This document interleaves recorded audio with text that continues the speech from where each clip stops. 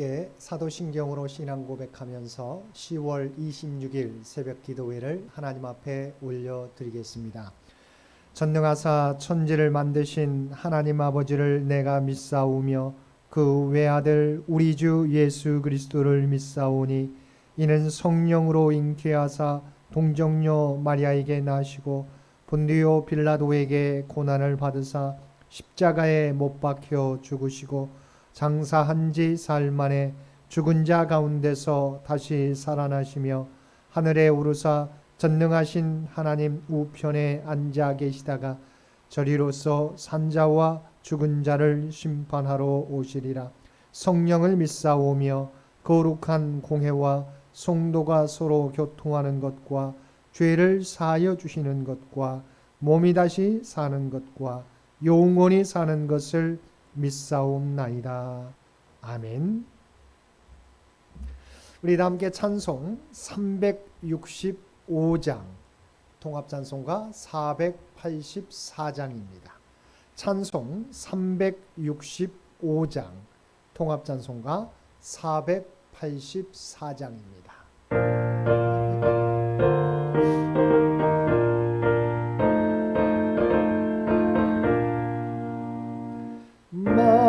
마음속에 근심 있는 사람 주 예수 앞에 아뢰어라. 슬픈 마음 있을 때라도 주 예수께 아뢰라. 주 예수 앞에 아뢰어라. 주 우리의 친구니 무엇이나 근심하지 말고 주 예수께 아뢰라. 눈물 나며 깊은 한숨 쉴 때 주 예수 앞에 아뢰어라. 은밀한 죄 내게 있더라도 주 예수께 아뢰라. 주 예수 앞에 아뢰어라. 주 우리의 친구니 무엇이나 근심하지 말고 주 예수께 아뢰라. 괴로움과 두려움 있을 때 주 예수 앞에 아뢰어라. 내일 일을 염려하지 말고 주 예수께 아뢰라. 주 예수 앞에 아뢰어라. 주 우리의 친구니 무엇이나 근심하지 말고 주 예수께 아뢰라. 4절입니다. 죽음 앞에 겁을 내는 자여 주 예수 앞에 아뢰어라. 하늘나라 바라보는 자여 주 예수께 아뢰라. 주 예수 앞에 아뢰어라. 주 우리의 친구니 무엇이나 근심하지 말고 주 예수께 아뢰라. 오늘 우리에게 주신 하나님의 말씀 창세기 40장 1절에서 8절까지 말씀입니다. 창세기 40장 1절에서 8절까지 말씀입니다.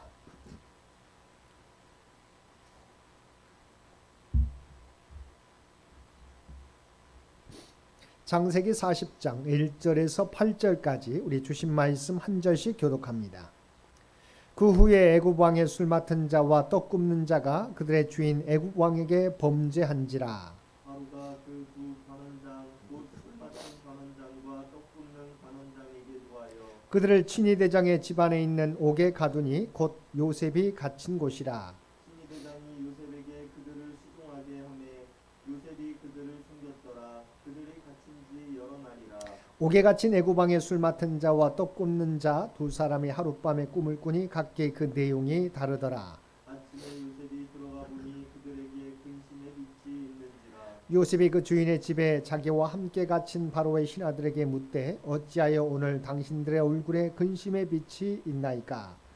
그들이 그에게 이르되 우리가 꿈을 꾸었으나 이를 해석할 자가 없도다.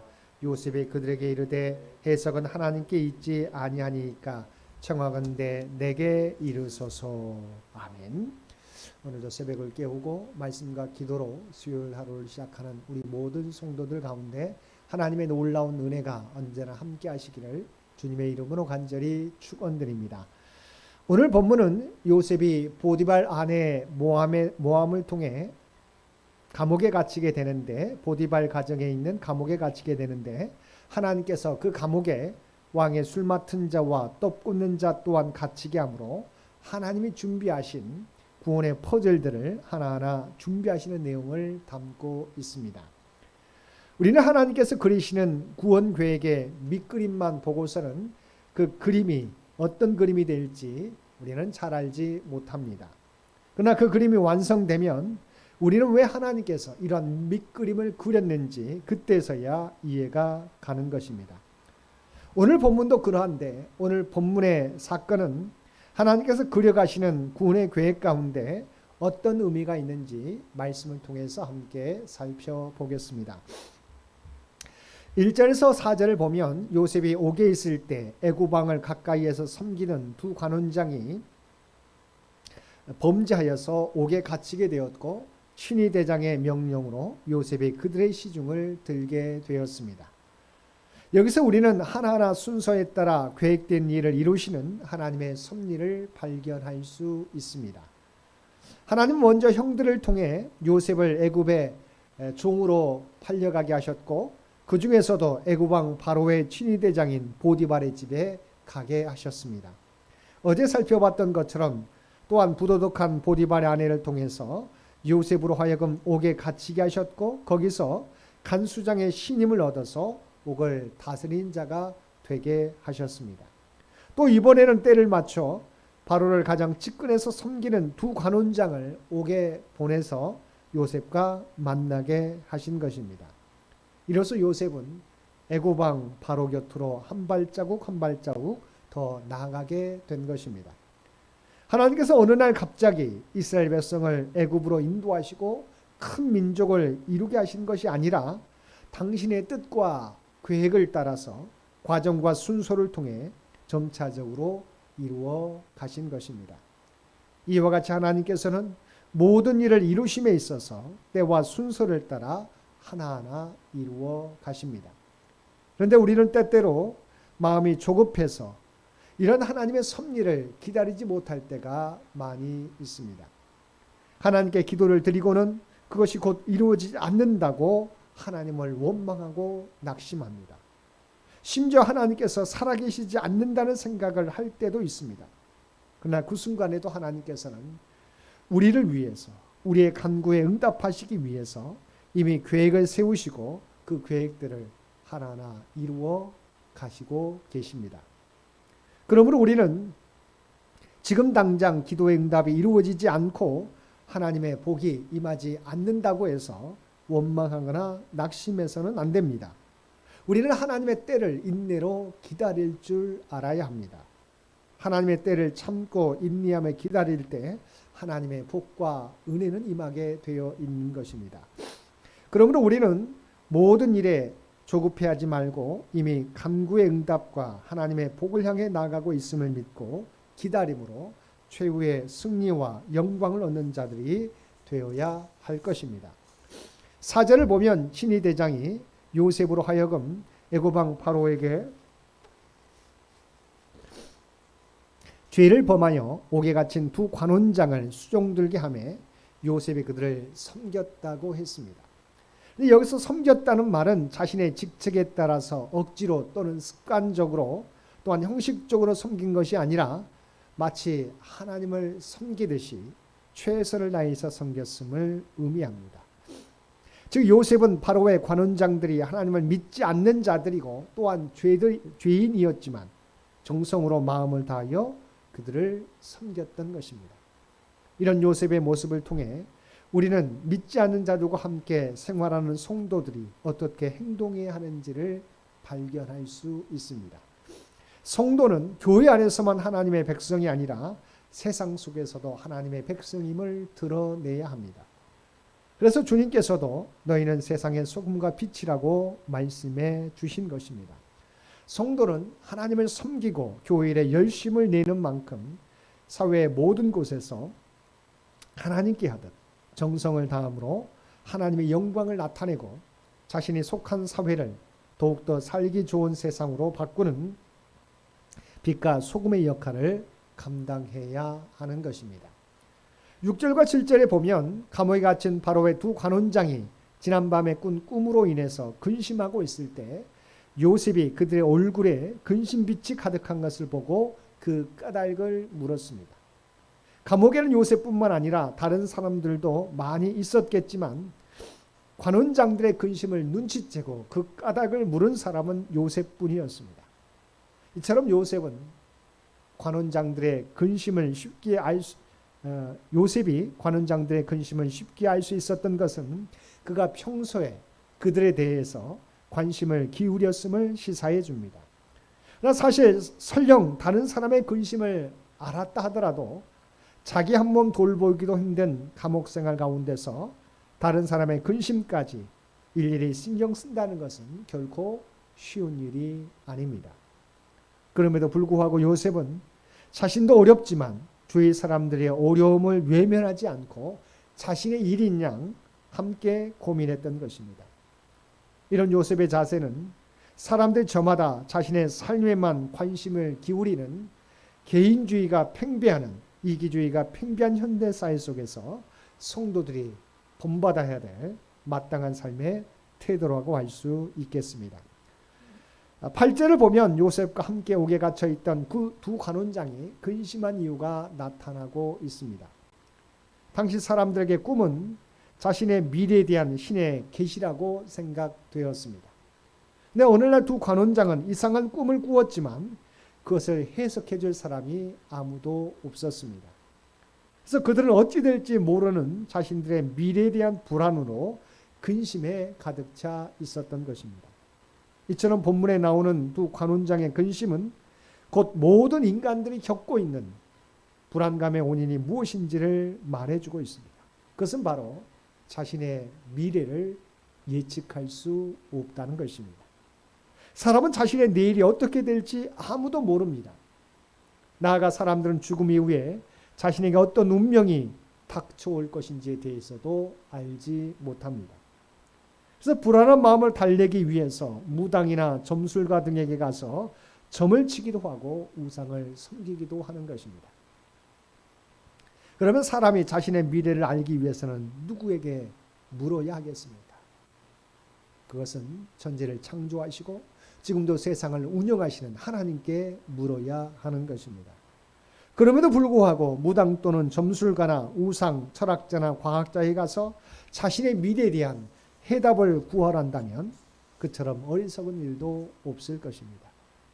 특별히 하나님께서는 이 세상을 어떻게 창조하셨고 하나님의 뜻은 무엇이며 우리가 복된 삶을 살기 위해서는 어떻게 해야 하는지 성경을 통해서 우리에게 말씀하고 계십니다. 그러므로 우리는 늘 하나님의 말씀을 가까이 하며 그 말씀 따라 살아갈 때 하나님께서 말씀하신 그 모든 복과 은혜를 누리며 살 수 있게 되는 것입니다. 이 세상뿐만 아니라 영원한 하나님의 나라까지 영원한 생명과 구원을 누리며 살아가게 되는 것입니다. 사랑하는 성도 여러분, 오늘 우리에게 이해되지 않는 고난과 역경이 놓여 있을지라도 낙심하거나 절망하지 마시기 바랍니다. 하나님의 말씀을 가까이 하며 인내하며 살아가면 하나님께서는 하나님의 때에 하나님의 구원을 이루어 주실 것입니다. 그러므로 오늘도 이 믿음을 가지고 우리가 있어야 될 믿음의 자리를 지키며 하나님의 말씀 가운데 살아가는 저와 여러분 모두가 되시기를 주님의 이름으로 간절히 축원드립니다. 함께 기도드리겠습니다.